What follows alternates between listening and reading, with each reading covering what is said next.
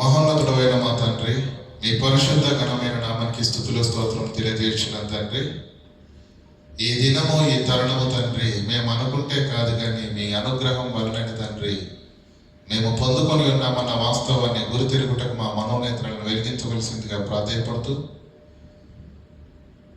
పరిశుద్ధాత్మ దేవుని సహాయం చేత తండ్రి మా బ్రతుకులకు కావలసినటువంటి ప్రతి మాటను వినిపించవలసిందిగా వేడుకుంటూ, విన్న ప్రతి మాటను విడిచిపెట్టు వారంగా కాకుండా మా హృదయాంతరంగాలలో భద్రపరుచుకొని తండ్రి ఆ మాటల ప్రకారంగా మా బ్రతుకులను తండ్రి సరిచేసుకొని ఆ వాక్యాన్ని మా బ్రతుకుల్లో అనుసరించి నీ ప్రియమైన పిల్లలుగా మా భక్తి జీవితాలు ఈ భూమి మీద కొనసాగటానికి తండ్రి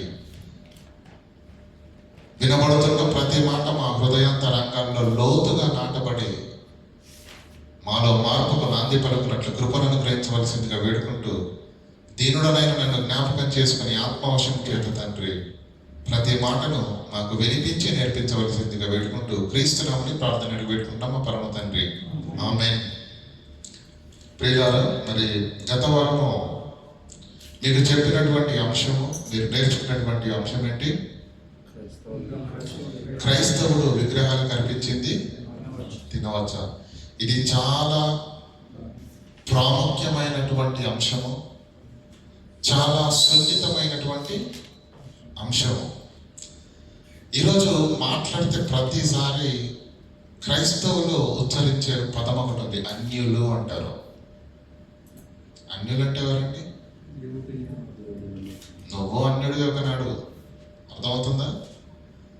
ఒకనాడు అన్యులుగా ఉన్న మనం ఈరోజు క్రీస్తు వారుగా అయ్యాము. కానీ అన్యులు అనకు, వాళ్ళు కూడా నీవారే. వారిని నువ్వు నెమ్మదిగా దేవునిలోనికి తీసుకుని రావాలి అంటే వారిని పోగొట్టుకోకూడదు, వాళ్ళని గాయపరచకూడదు. అలానే దేవుని నామానికి, దేవుని యొక్క నియమానికి, దేవుని యొక్క ఆజ్ఞకు వ్యతిరేకంగా నీ భక్తి జీవితం ఉండటానికి వీలు లేదు. అర్థమవుతుందండి? దేవుని నియమాన్ని ఉల్లంఘించకూడదు. అలాని పొరుగువాడు అన్యుడు అని ఎవరైతే అనుకుంటున్నావో వారు నీవారే, నీ బంధువులే, నీ రక్త సంబంధులే. లేరండి? లేరా? ఉన్నారా? లేరా? ఖచ్చితంగా ఉన్నారు. వారిని పోగొట్టుకోవద్దు. దేవుని నియమానికి, మనము దేవునికి వాక్యానికి వ్యతిరేకంగా మన జీవితము ఉండకూడదు. అంటే ఎంత యుక్తిగా మరి ఈ విషయంలో మనం ఉండాలో ఆలోచన చేయవలసిన అవసరత ఎంతైనా. తొందరపడకూడదు. తొందరపడితే నీ పొరుగువాన్ని పోగొట్టుకుంటావు. నంబర్ 1. తొందరపడితే, యుక్తి లేకపోతే, జాగ్రత్త లేకపోతే, మెళుకో లేకపోతే దేవుని నియమాన్ని ఉల్లంఘించిన వాడవై దేవుని దృష్టిలో పాపాత్ముడు అవుతావు. అంటే ఎంత సున్నితమైనటువంటి అంశం మీరు ఆలోచించండి. చిన్నగా తీసిపారేయకండి కదా. కనుక ఈ విషయంలో మీకు దాదాపుగా సుమారుగా 1:50 నిమిషాల వరకు నేను చెప్పడం జరిగింది సుదీర్ఘంగా. ఎందుకంటే అన్ని విషయాలు అర్థం కావాలి. ఏ సందర్భం ఎందుకు రాయబడిందన్న అవగాహన లేకుండా చదువుకుంటూ వెళ్ళిపోయాం అనుకోండి, అని మనకు అర్థం కాదు. కనుక మీకు చాలా స్పష్టంగా గత వారం నేర్పించడం అనేది జరిగింది. మరొక్కసారి ఇది ఇంట్రడక్షన్ అనుకోండి. ఇందాక సహోదరులు ఇద్దరు చెప్పారు కదా, ఇది 3వ ఇంట్రడక్షన్ అనుకోండి. కాబట్టి పాఠం కాకుండా 3వ ఇంట్రడక్షన్ అనుకోండి. చూద్దాం ఏ అంశము క్రైస్తవ సమాజంలో నెలకొన్నా. ఇందాక సహోదరుడు మాట్లాడినట్టుగా యూట్యూబ్లో గొప్ప వాళ్ళైన వాళ్ళు అనేక మంది సేవకులు ఉన్నారు. వాళ్ళు నేను విమర్శించట్లేదు, కానీ ఎవరి ధోరణిలో, ఎవరి కోణంలో వారు వాక్యాన్ని బోధిస్తూ ఉన్నప్పుడు వాటన్నింటిని మనం చూస్తే ఖచ్చితంగా అవి ఒకదానితో ఒకటి ఒకదానితో ఒకటి పొసగట్లేదు, ఒకదానితో ఒకటి ఏకీభవించట్లేదు. ఖచ్చితంగా భిన్నంగా ఉన్నాయి. అవునా కాదా? కనుక ఆ సార్ ఏం చెప్పాడు, ఈ పాస్టర్ గారు ఏం చెప్పారు, ఈయనేం చెప్పారు వద్దు. ఏ అంశం నెలకొన్నా, ఏ ప్రశ్న ఉద్భవించినా దాన్ని వాక్యం దగ్గరికి తీసుకొద్దాం. వాక్యపు వెలుగులో పరిశీలిద్దాం. వాక్యం ఏమంటుంది? అనేది మనం నేర్చుకోగలిగితే మన ఆత్మీయ జీవితాలు బలంగా కట్టబడతాయి. పిల్లలు చూద్దాం. నిర్గమకాండము ఒక్కసారి అవసరం కనుక చదువుతాం. అది 20వ అధ్యాయము 3వ వచనం. విగ్రహార్పితము క్రైస్తవుడు విగ్రహాలకు అర్పించిన తినవచ్చా అన్న అంశం మీద మనం ఆలోచిస్తున్నప్పుడు వాక్యపు వెలుగు ఏమై ఉన్నది చూద్దాం.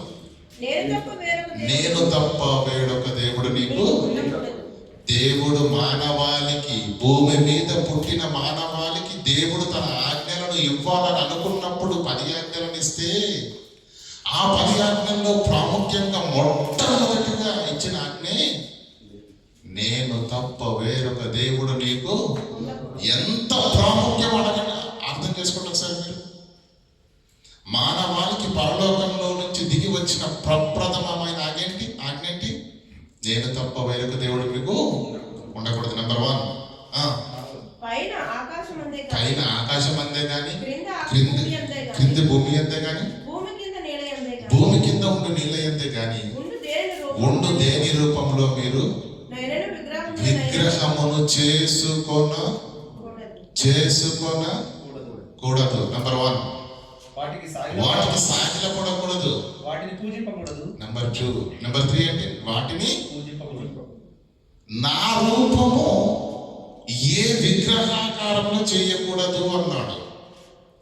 ఇప్పుడు మీ అందరికి అర్థమయ్యే మాట చెప్తాను. విగ్రహం అంటే మీరేమనుకుంటున్నారు చెప్పండి. చెక్కతో కానీ లోహంతో కానీ మలచబడిన ఆకారం విగ్రహం అని అనుకుంటున్నారా లేదా? విగ్రహాలంటే ఏంటి మీ భాషలో మీకు అర్థమైంది దాంట్లో? అస్తమానం అన్యుల కూడా ఎందుకంటే మనకు యేసుక్రీస్తు ప్రభు యొక్క విగ్రహం దగ్గర నువ్వు పెట్టినా అది దేవుని యొక్క ఆజ్ఞకు ధిక్కారమే. నాకు రూపం ఇవ్వకూడదు అన్నాడు దేవుడు. నేను తప్ప వేరొక దేవుడు నీకు ఉండకూడదు. అదేంటి ప్రభు? ఇప్పుడు నీకే ఇస్తాను. వద్దు. ఏ రూపములోనైనా విగ్రహము అంటే యేసుక్రీస్తు విగ్రహం దగ్గర మొక్కడం మంచిదేనా? పర్సు తీసుకెళ్ళి పెట్టడం మంచిదేనా? ధనాభివృద్ధి కావాలని. క్రైస్తవుల్లో ఉన్న వెలుగు సమాజానికి ప్రకాశింప చేయమని దేవుడు చెబితే సమాజంలో ఉన్న అలవాట్లన్నీ క్రైస్తవుడు ఇంపోర్ట్ చేసుకుంటున్నాడు. యేసుక్రీస్తు విగ్రహం కూడా పెట్టడానికి వీలు లేదు. క్రైస్తవులలో దేవుడు ఆత్మ కనుక అతని ఆరాధించువారు ఆత్మతోను సత్యముతోను. యేసుక్రీస్తు పట్టం దగ్గర కొబ్బరికాయలు కొట్టట్లేదా? చెప్పండి. ప్రసాదం చేయట్లేదా? ఫోటోకు మొక్కట్లేదా? ఎవరు చెప్పారు ఇదంతా? దేవుని ఆజ్ఞను ధిక్కరిస్తున్నావు.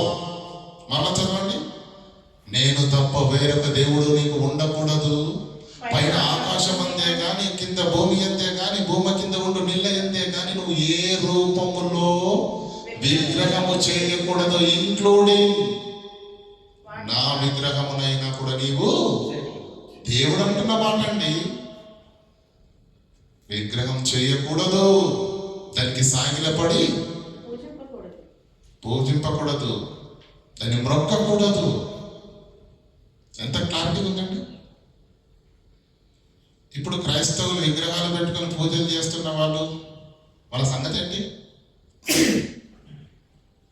అర్థం చేసుకోండి ప్రియులారా. దేవుని వాక్యములో ఏముందన్నది మనకు అర్థమైతేనే మన జీవితాలు ఎలా ముందుకు వెళ్ళాలో మనకు అర్థమవుతుంది. ఇది నెంబర్ 1. ప్రారంభంలో దేవుడు ఇచ్చినటువంటి ఆజ్ఞ. అపొస్తలుల కార్యములు 19వ అధ్యాయం 15వ అధ్యాయం 19వ వచనం. అర్థమవుతుందా లేదండి? అన్య విగ్రహాల గురించి ఆలోచించకండి. నువ్వు చేస్తున్నది కూడా తప్పే. క్రైస్తవునిగా క్రీస్తు విగ్రహం పెట్టడానికి వీలు లేదు. కాబట్టి అన్య జనులలో నుంచి దేవుని వైపు తిరుగుతున్న వారిని మనం కష్టపెట్టక విగ్రహ సంబంధమైన అపవిత్రతను వారిని కష్టపెట్టకండి. అన్ని విషయాలలో కొన్ని విషయాల్లో విడిచిపెట్టండి. అంటే దేవుని నియమానికి ఆటంకం కలిగించని వాటిని అంతవరకు ఓకే. గతవారం చెప్పాను కదా, నువ్వు రంగురంగుల బట్టలు వేసుకుని దేవాలయానికి వచ్చినా నువ్వు పాపాత్ముడు అని దేవుడు ఎప్పుడు తీర్పు తీర్చడు. నువ్వు తెల్లని బట్టలు వేసుకుని వచ్చినంత మాత్రం నువ్వు పరిశుద్ధునిగా పరిగణించ, అది దేవుని దృష్టిలో పాపం కాదు. అక్కడ నియమం పెట్టకండి. ఈ విషయంలో మనం ట్రస్ట్ చేయకండి. అన్యజనుల్లో నుంచి దేవుని వైపు వస్తున్న వారిలో అన్ని విషయాలను ఒత్తిడి చేయకండి. కొన్ని దేవుని ఆజ్ఞకు వ్యతిరేకంగా లేని వాటిలో వాళ్ళ ఇష్టం, వాళ్ళకు కలర్ బట్టలు ఇష్టమేమో వేసుకోవడానికి తప్పేముంది. కొన్ని విషయాలు కష్టపెట్టకండి అన్నాడు, కానీ కొన్ని విషయాలు ఖచ్చితంగా ఖండితంగా ఇవి పాటించాలని చెప్పాడు. ఏంటవి? విగ్రహ సంబంధమైనది అపవిత్రతను, జారత్వమును, గొంతు పిసికి చంపిన దాన్ని, రక్తమును విసర్జించుటకు వారికి పత్రిక రాసి పంపవలెనని నా అభిప్రాయం అని అపోస్తలుడైనటువంటి పేతురు మరి రాసినటువంటి లేఖలో పేర్కొనడం అనేది జరిగింది. ఏమంటుండండి? అన్యజనులను దేవుని వైపు తిరుగుతున్న వారు మనిషి కష్టపెట్టక విగ్రహ సంబంధమైన అపవిత్రత, జారత్వమును, గొంతు పిసికి చంపిన దానిని, రక్తమును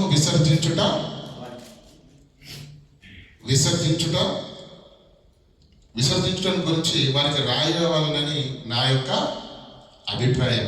ఈరోజు చాలా మంది ప్రియులారా లోక జ్ఞానం, లౌక్యం ఎక్కువైపోయింది కనుక మాట్లాడితే వాళ్ళు ఉపయోగించే పదం ఏంటో తెలుసా? లాజిక్లు బాగా మాట్లాడుతున్నారు కదండి. అదని ఇశ్రాయేలీలకండి. ఓకే, ఇశ్రాయేలీల కంటే మరి కొత్త నిబంధనలు ఎందుకు ఉంది? అంతనే కదా, కొత్త నిబంధనలో మత్తయి సువార్త నుంచి ప్రకటన గ్రంథం వరకు ఎక్కడ దీని గురించి ప్రస్తావన లేదు, దేవుడు ఖండించలేదు అంటే ఓకే, అది ఇశ్రాయేలీలకు మాత్రమే సంబంధించిందని ఒప్పుకుందాం. కానీ అపోస్తల కార్యంలో కొత్త నిబంధనలో ఎందుకు రాయబడింది అంటే అది క్రైస్తవునికి కూడా వర్తిస్తున్నా లేదా? చెప్పండి, వర్తిస్తుంది. అయితే ఇక్కడ రెండో పాయింట్ ఉంది. రెండో విషయం ఏంటంటే అది ప్రారంభ శతాబ్దంలోనండి, ఇది 21 ప్రారంభ శతాబ్దంలో రాయబడిన ఆజ్ఞ ఇప్పుడు పనిచేస్తుందా అనే మహానుభావులు కూడా లేకపోలేరు. అయితే దానికి పేతురు గారు ఇస్తున్న మాట చూడండి. 20 వచనం, 21 చదవండి.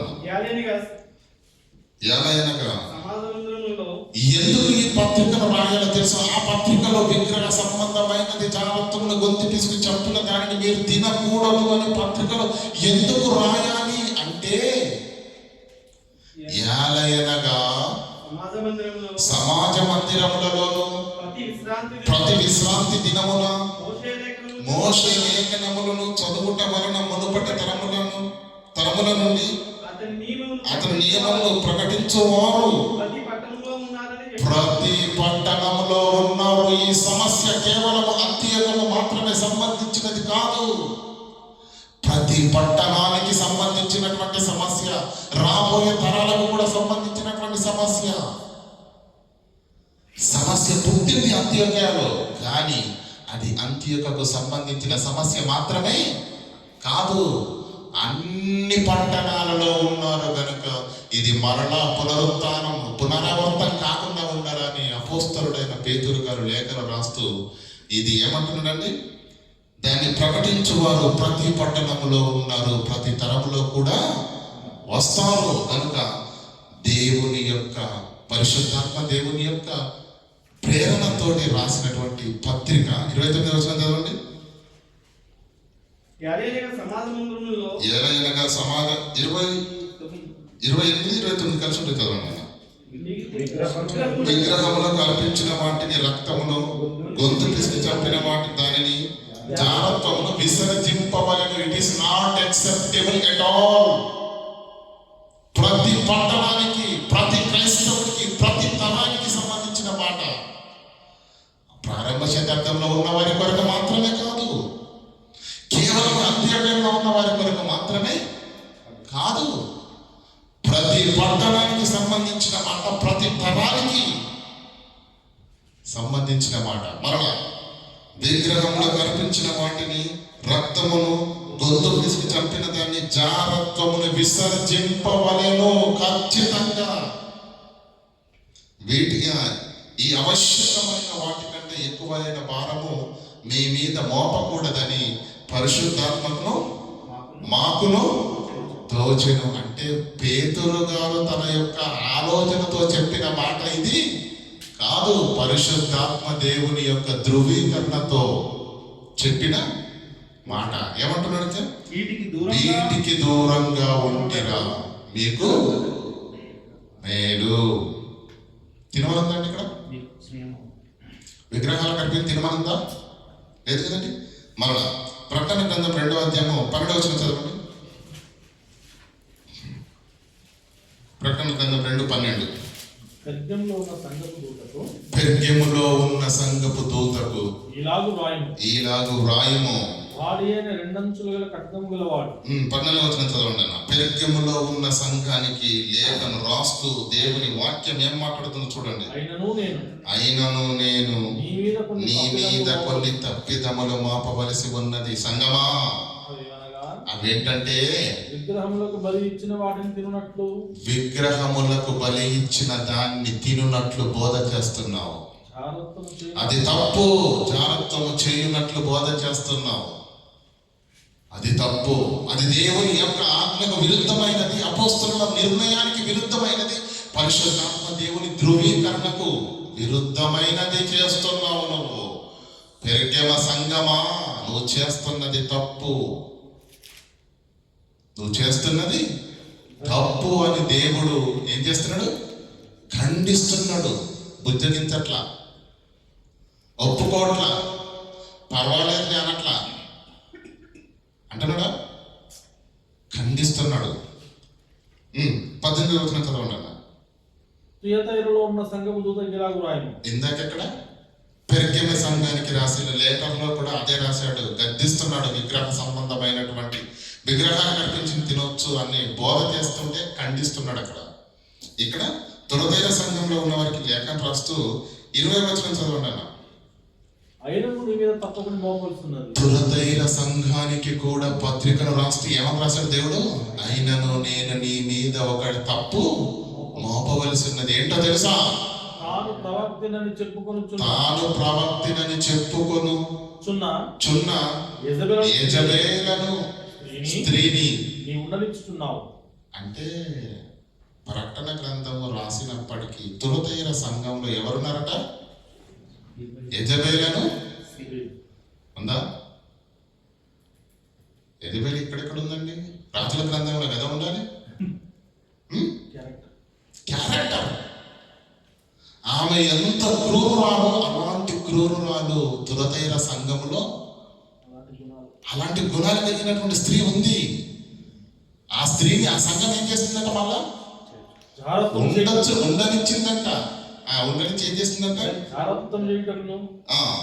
విగ్రహములకు బలి ఇచ్చిన వాటిని తినుటకును, ఆమెను ఉండని స్నానం చేస్తుందంట. జాగ్రత్తము చేయుటకును, విగ్రహములకు బలి అర్పించిన దాన్ని తినొచ్చు అని దాసులకు బోధించుచున్నదంట. సంఘానికి బోధిస్తుందంట, దాసులకు బోధిస్తుందంట.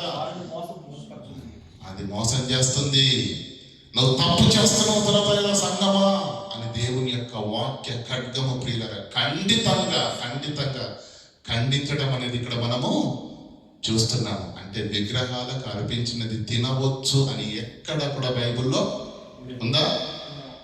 నిర్గమకాండంలో చూసారుందా? అపోస్తలుల నిర్ణయాన్ని చూసారుందా? పరిశుద్ధాత్మ దేవుని ధృవీకరణ చూసారుందా? ప్రకటన గ్రంథంలో దేవుని యొక్క ఖండన, గద్దింపు, హెచ్చరిక, వార్నింగ్ ఇస్తున్నాడు. తప్పు చేస్తున్నారు సంఘాలుగా మీరు. పెర్గమ సంఘమా, తురదైర సంఘమా, తినకూడదు అంటున్నాడు. ఇది వాక్యపు వెలుగులో క్రైస్తవులు విగ్రహాలకు అర్పించిన తినవచ్చా అన్న అంశానికి ఉన్నటువంటి తాత్పర్యము వాక్యపు వెలుగులో ఏ బోధకులను గురించి మనం మాట్లాడడానికి వీల్లేదు, ఎవరిని తృణీకరించడానికి వీల్లేదు, ఎవరిని సపోర్ట్ చేయవలసిన అవసరత. వాక్యం ఏం చెబుతుందని మనకు కావాలి. అర్థమైందండి? వాక్యము ఏం చెబుతుంది అనేది మనకు కావాలి. కానీ అదేంటండి, మొదటి కొరింథీయులకు రాసిన పత్రికలో పౌలు గారు ఏం చేశారు? కాస్త ఏదో ఓకే అన్నట్టుగా రాసినట్టు ఉంది అనుకుంటున్నారు. ప్రియులారా, 8వ అధ్యాయం మీరు చాలా జాగ్రత్తగా చదవండి. ఏ ఒకటో మాట చదివి ఎదరికి వెళ్ళిపోతే మనకు వాక్యము అర్థం కాదు. ఖచ్చితంగా చదవండి, అధ్యాయం అంతా చదవండి. తినకూడదని ఉందే తప్ప తినమని మాత్రం లేదు. చూడండి, మొదటి కొరింథీయులకు రాసిన పత్రిక 8వ అధ్యాయము, దానికంటే ముందుగా 4వ వచనం చదువుకుందాం. 8వ అధ్యాయం 4వ వచనం. ఎందుకంటే ఇప్పుడు లాజిక్లు ఎక్కువైపోయాయి, వాక్యాన్ని పక్కన పెట్టేశారు. లాజిక్ల మీద మాట్లాడుతున్నారు. సిచ్యువేషన్, ఎందుకంటే సిచ్యువేషన్ లాజిక్ లో ఉపయోగించడం వల్ల ప్రియులరా మనం దేవుని వాక్యాన్ని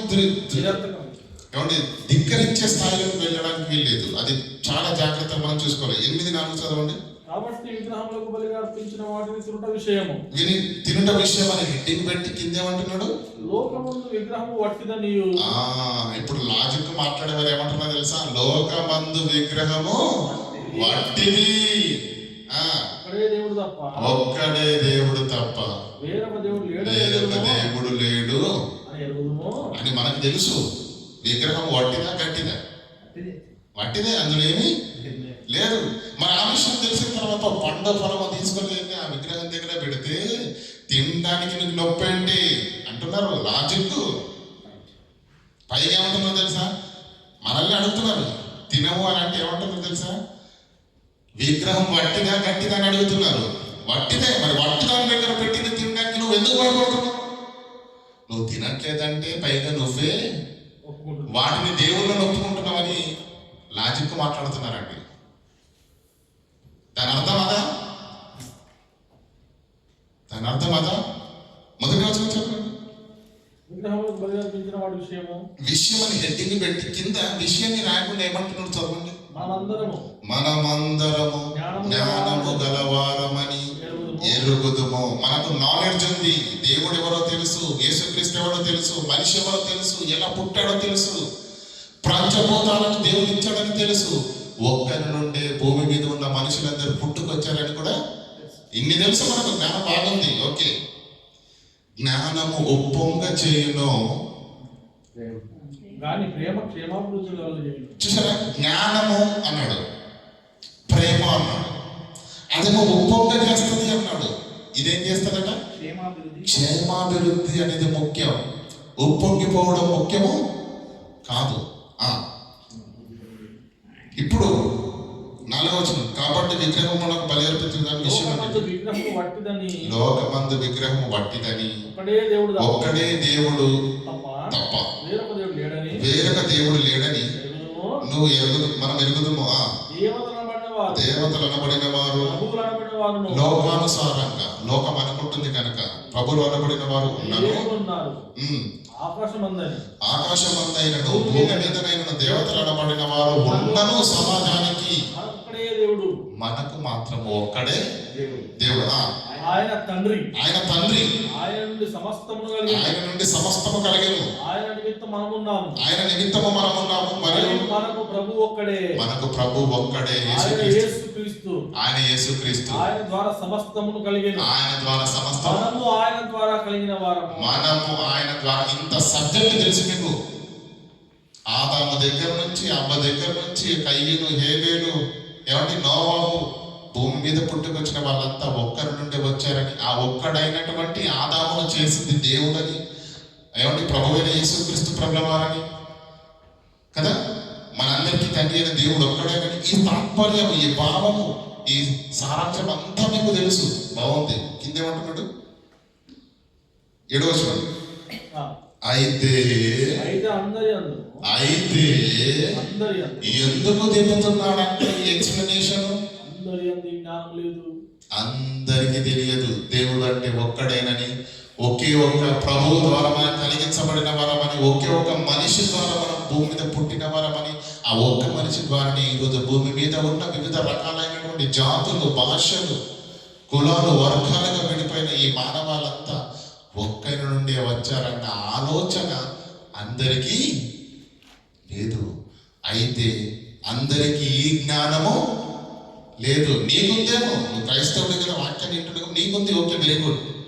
కానీ ఈ జ్ఞానం అందరి దగ్గర లేదు. లేనప్పుడు ఇప్పుడు చదవండి.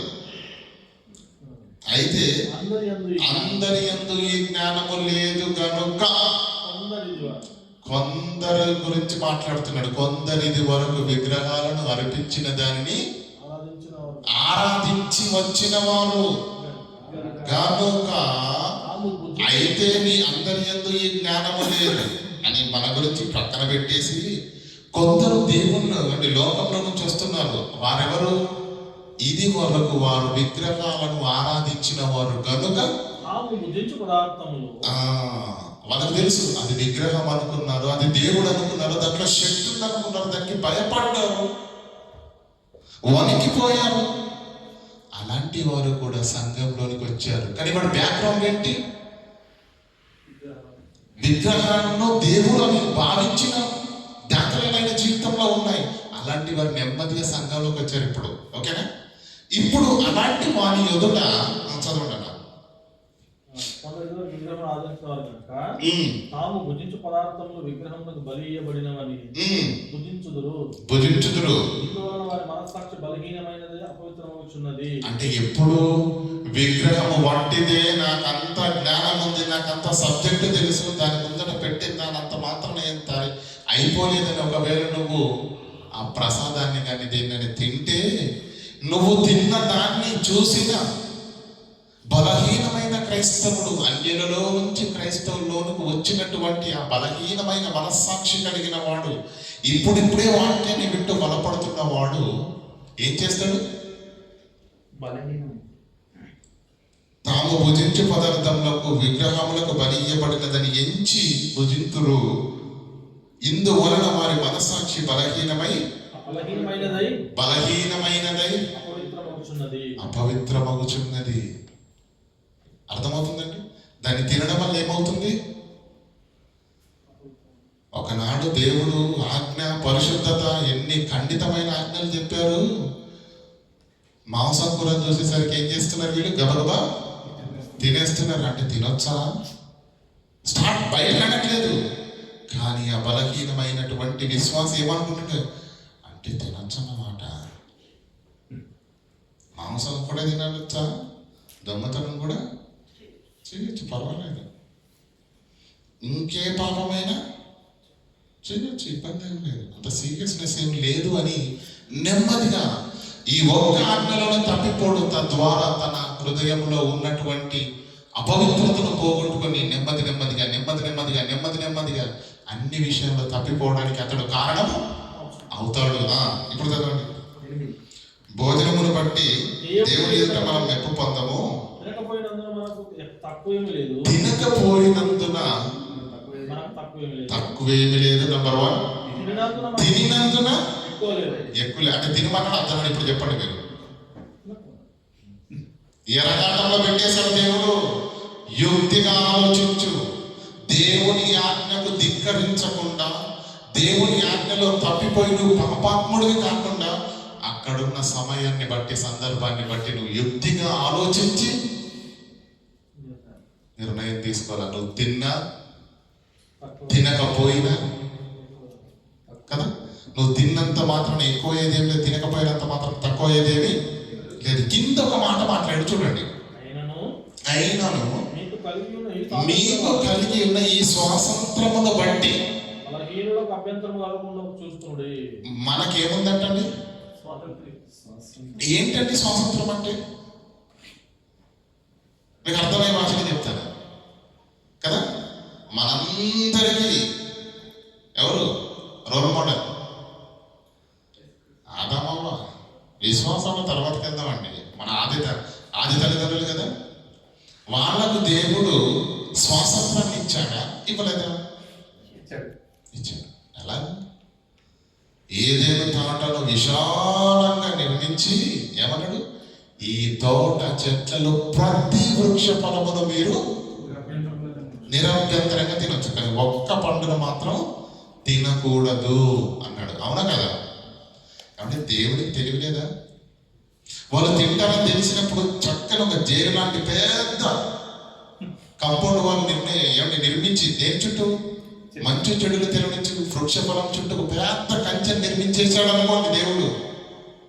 ఇంకా వెళ్ళండి మీరు తినండి అని అన్నాడు అనుకోండి, తినగలరా? అంటే దేవుడు దాన్ని స్వాతంత్రం ఇచ్చినట్టు అవుతుంది, అక్కడ ఇచ్చినట్టు అవుతుందండి. కానీ దేవుడు ఏం చేశాడు, అన్ని వృక్ష ఫలాలు ఉన్న ఆ తోటలోనే మంచి చెడుల ఫలం వృక్ష ఫలాన్ని కూడా వేశాడు. దానికి చరసాలేమి వేయలేదు, కంచె వేయలేదు, గోడేమి లేదు. వెళ్ళే అవకాశము ఉంది, వెళ్ళకూడదన్న ఆజ్ఞ కూడా ఉంది. అంటే నేను కాళ్ళతో బంధించేది దేవుడు. స్వాతంత్రం అంటే అది. నువ్వు వెళ్ళొచ్చు, వెళ్ళకపోవచ్చు. నీ ఇష్టముతోటి దేవుని ఆజ్ఞను ధిక్కరించి వెళ్ళి పండు తినే అవకాశం ఉంది. దేవుని ఆజ్ఞకు భయపడి దాని వైపు కన్నెత్తి కూడా చూడకుండా దేవుని ఆజ్ఞను పాటించి మిగతా పనులు తినే అవకాశం కూడా ఉంది కదా. స్వాతంత్రం అది. క్రైస్తవుడు కూడా దేవుడు ఏమిచ్చాడు, స్వాతంత్రాన్ని ఇచ్చాడు. కనుక నీకు ఇవ్వబడిన ఈ స్వాతంత్రాన్ని నువ్వేం చేయకూడదు. ఆదమవ్వలు ఏం చేశారండి, స్వాతంత్రాన్ని దుర్వినియోగం చేశారు.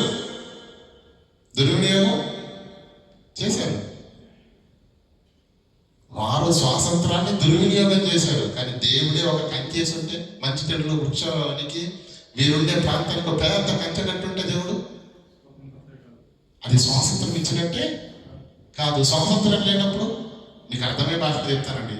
ఒక అతను జైల్లో ఉన్నాడు, ఎన్ని రోజులు, సంవత్సరం ఉన్నాడు. ఆ సంవత్సరంలో అతను దొంగతనం చేయలేదండి. ఏమండి, అన్యాయం చేయలేదు, ఎవరి తలను పగలగొట్టలేదు. ఎంత మంచోడండి అనగలమా? వాడు జైల్లో ఉన్నాడు, బయటకు వచ్చే అవకాశమే లేదు. చేసే అవకాశం లేనప్పుడు వాడు మంచివాడిగా ఉంటే అంటే అది వాడి గొప్పతనం. కానీ వాడిని జనంలో విడిచిపెట్టండి. అప్పుడు అన్యాయం చేయకుండా, ఎవరిని గాయపరచకుండా, దొంగతనం చేయకుండా ఉంటే అప్పుడు వాడి నీతిని మనం ఒప్పుకునే అవకాశము ఉంటుంది. కనుక అవకాశం, స్వాతంత్రం అంటే అది ప్రియులు. మళ్ళా చదవండి మాట. మనకున్న ఈ స్వాతంత్రము వలన బలహీనులకు అభ్యంతరము కలగకుండా చూచుకోండి. ఒకవేళ నీ చేసే కార్యాన్ని బట్టి ఎదుటివాడు అభ్యంతర పడ్డాడా, కింద చదవండి, ఎలయనగా జ్ఞానము వలన, జ్ఞానము గల నీవు విగ్రహాలయమందు భోజన పంక్తి కూర్చుంటున్న ఎడల ఒకడు చూచిన బలహీనమైన మనస్సాక్షి కలిగిన అతడు విగ్రహంలో బలి ఇవ్వబడిన పదార్థం తినుటకు మరీ ధైర్యం తెచ్చుకొనును కదా. నాకంతా తెలుసు, ఆదాము నుంచి వచ్చిన సంతానమే, దేవుడు అంతా ప్రకృతినంతా దేవుడిచ్చాడు. వీళ్ళేదో చిన్న విగ్రహం చేసి అక్కడ తీసుకొని అరటిపండు పెట్టినంత మాత్రం దానికి అయ్యేదేమి లేదు, నేను శుభ్రంగా తినొచ్చు అని నాకు జ్ఞానం ఉన్నదని ఉప్పొంగి నువ్వు తింటే, నువ్వు చేసిన ఈ కార్యాన్ని చూసిన బలహీనుడైన దేవుళ్ళలోనికి అప్పుడే వస్తున్న వాడు ఇంకా విగ్రహ సంబంధమైనది విచ్చలవిడిగా తినొచ్చు అని వాడు ధైర్యం తెచ్చుకుంటాడు కదా.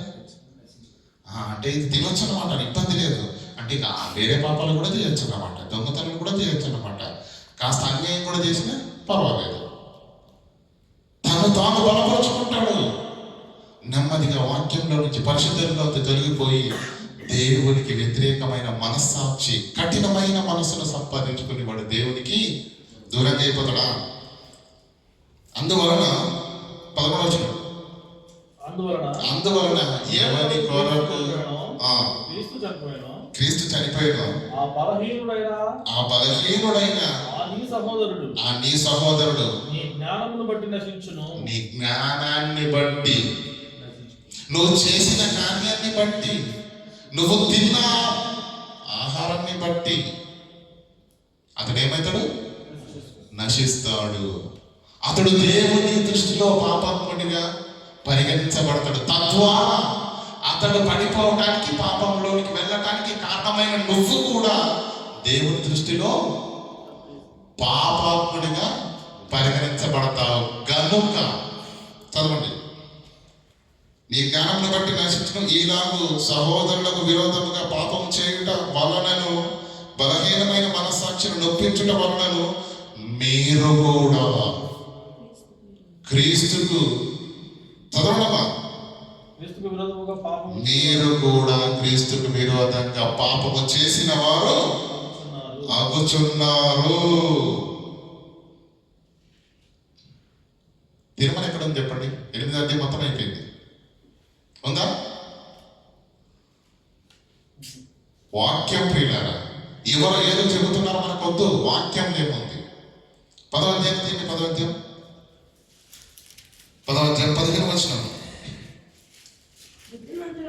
బుద్ధిమంతులతో మాట్లాడినట్టు మీతో మాట్లాడుచున్నాను. నేను చెప్పిన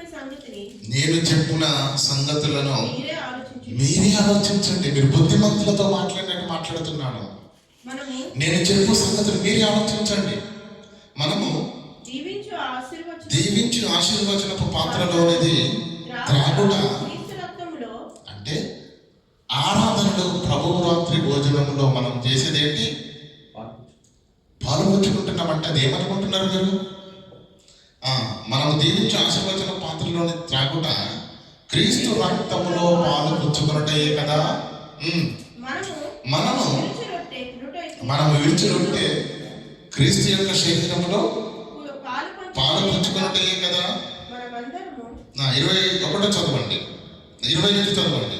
అయితే ఇలా ప్రభువు రాత్రి భోజనంలో లేదంటే ఆరాధనలో చేయి వేస్తున్నటువంటి క్రైస్తవుడవైన నీవు, క్రీస్తును ధరించుకున్న నీవు, బాప్తిసం పొందిన నీవు, క్రీస్తు యొక్క పవిత్ర రక్తాన్ని సేవిస్తున్నావు, పవిత్ర శరీరాన్ని నీవు అనుభవిస్తున్నావు, ఆహారంగా తీసుకుంటున్నావు. అలాంటి మీరు ప్రభు 20 వచనం చదవండి అన్న. అన్యజనులు అర్పించు బలులు దేవునికి కాదు గాని దయ్యములకే. అయితే దయ్యములకు అర్పించిన దానిలో నుంచి కొంచెం తీసుకుంటే ఏమవుతుందో కింద చెప్పాడు. మీరు దయ్యములతోనూ పాలివారగుట నాకు ఇష్టము లేదు. మీరు ప్రభు పాత్రలో చేయేస్తారు. ఇక్కడ అక్కడికి వెళ్ళి దయ్యాల పాత్రలో చేయేస్తారా? త్రాగనేరరు, త్రాగకూడదు. దేవుడు ఒప్పుకోడు, దేవుడు చూస్తున్నాడు. ప్రభు బల్ల మీద ఉన్న దానిలోను, దయ్యముల బల్ల మీద ఉన్న దానిలోను కూడా మీరు పాలు పొందనేరరు. ప్రభువులకు రోషం పుట్టిస్తాం. అలా పనిచేస్తే దేవుని కళ్ళను ఎర్రబడిపోతాయి, రగులుకుంటాడు. ఎక్కడుందండి చెప్పండి? ఇంత ఖండితంగా, ఇంత ఖచ్చితంగా దేవుని వాక్యం వెలుగులో తినొద్దు అని ఉంది. మరి ఎక్కడి నుంచి వస్తుందండి బోధ అంతా? ఎందుకు?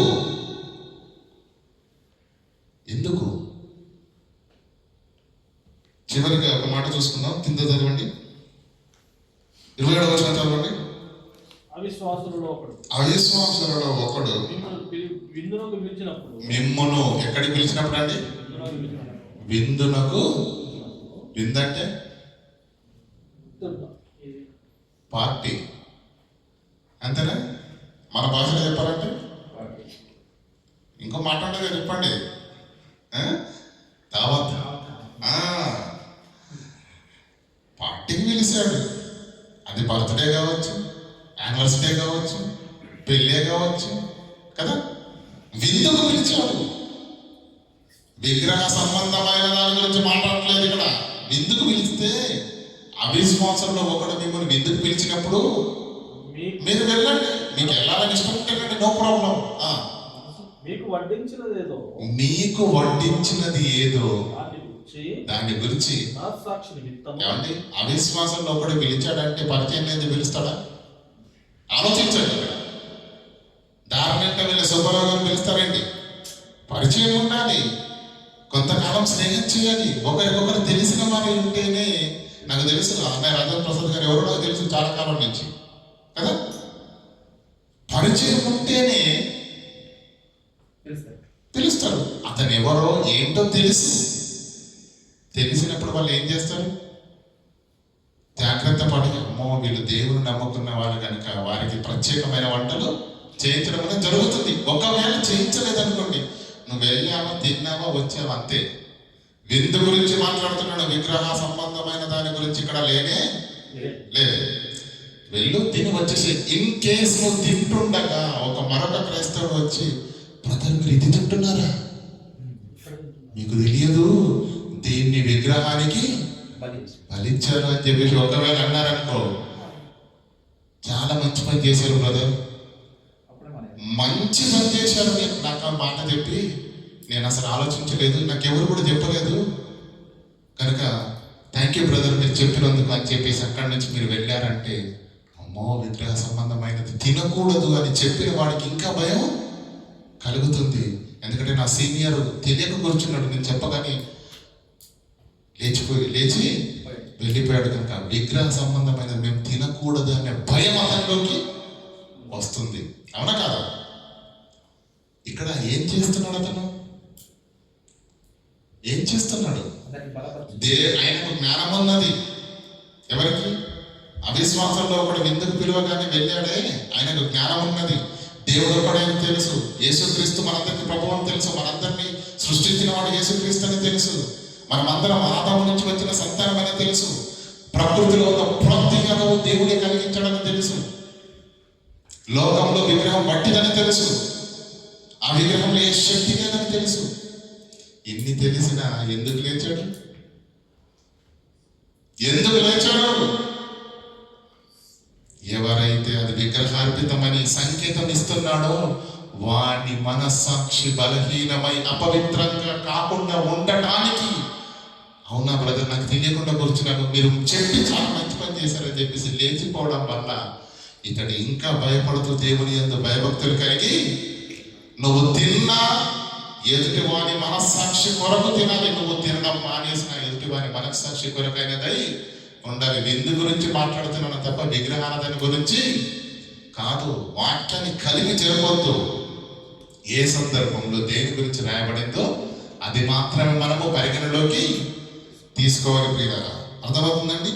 అది మాత్రం మనం పరిగణలోకి తీసుకోవాలి. కనుక కింద ఏమంటున్నా చదవండి, 28 నుంచి చదువుకుందాం. అయితే మీలో ఎవరైనా మీతో ఇది బలి అర్పించబడినదని చెప్పిన ఎడల అట్లు తెలిపిన వాని నిమిత్తము మన మనస్సాక్షి నిమిత్తము నీవు తినకూడదు. మనస్సాక్షి నిమిత్తం అనగా నీ మనస్సాక్షి గురించి మాట్లాడలేదు దేవుడా. నీకు చెప్తాడు చూడు, ఎదుటి వాని మనస్సాక్షి నిమిత్తమే ఇలాగ చేయుడి చెప్పుచున్నానా? ఎందుకనగా మనస్సాక్షిని బట్టి నా స్వాతంత్ర విషయంలో, అది వేరొకని మనస్సాక్షిని బట్టి నా స్వాతంత్ర విషయంలో నేను తీర్పు తీర్చబడనేలా, నేను కృతజ్ఞతాస్తుతులు పుచ్చుకుని దేని నిమిత్తము కృతజ్ఞతాస్తుతులు చెల్లించుచున్నానో దాని నిమిత్తము నేను. అంటే ఇప్పుడు కొంతమంది ఏం చేస్తారంటే, దేవుడు సృష్టించిన ప్రతి వస్తువు మంచిది, కృతజ్ఞతాస్తుతులు చెల్లించిన ఏది నిషేధింపబడినది అంటున్నారు లేదా? అది ఇక్కడ అప్లై అవుతారు. అవిశ్వాసంలో ఒకడు పిలిచాడు, కూర్చున్నాడు, ఒకడు వచ్చాడు, రాష్ట్రం కాదు అది విగ్రహార్పితం అని చెప్పాడు. ఏం పర్వాలేదు, నాకు జ్ఞానం మొత్తం తెలుసని కూర్చున్నాడు. ఏం చేస్తున్నాడు? ఆహారాన్ని బట్టి కృతజ్ఞతాస్తుతులు చెల్లిస్తూ దేవుడికి ప్రార్థన చేస్తున్నాడంట. దేవుడు ఏమంటున్నట్ట, ఒరే గాడిద బుద్ధి లేదా, విగ్రహార్పితమని తినొద్దు అని చెప్తుంటే నువ్వు నాకేం చేస్తున్నావు? కృతజ్ఞతాస్తుతులు. అక్కడ అదే ఉంది కదండి, నేను కృతజ్ఞతాస్తుతులతో పుచ్చుకొనిన ఎడల నేను దేని నిమిత్తమైతే కృతజ్ఞతాస్తుతులు చెల్లించుచున్నానో ఈ ఆహారం కొరకు, దాని నిమిత్తం దేవుడు ఏం చేస్తున్నాడట? బుద్ధి లేదా గాడిద తినొద్దని చాలా సంభాషణ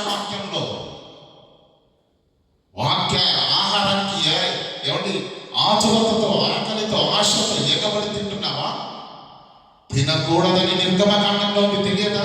అపోస్తలుల పెద్దలు నిర్ణయించారు, తెలియదా? పరిశుద్ధాత్మ దేవుడు ధృవీకరించడం తెలియదా? ప్రకటన గ్రంథంలో దేవుని ఖండితమైన ఆజ్ఞలు ఉన్నాయి, తెలియదా? కొరింథీయులకు రాసిన మొదటి పత్రిక 8వ అధ్యాయంలో నువ్వు తినదాన్ని బట్టి ఎదుటివాడి మనస్సాక్షి అపవిత్రమవుతున్నది, తద్వారా నీవును అతడు పాపాత్ముడవుదురు. ఇన్ని ఖండితమైన ఆజ్ఞలు ఉంటుండగా ఏదైతే తినద్దన్నామో దానికి నువ్వు దానికి చేతిలో పట్టుకొని నాకే ప్రార్థన చేస్తావా, నాకే కృతజ్ఞతాస్తుతులు చెల్లిస్తావా అని దేవుడు ఏం చేస్తున్నాడట?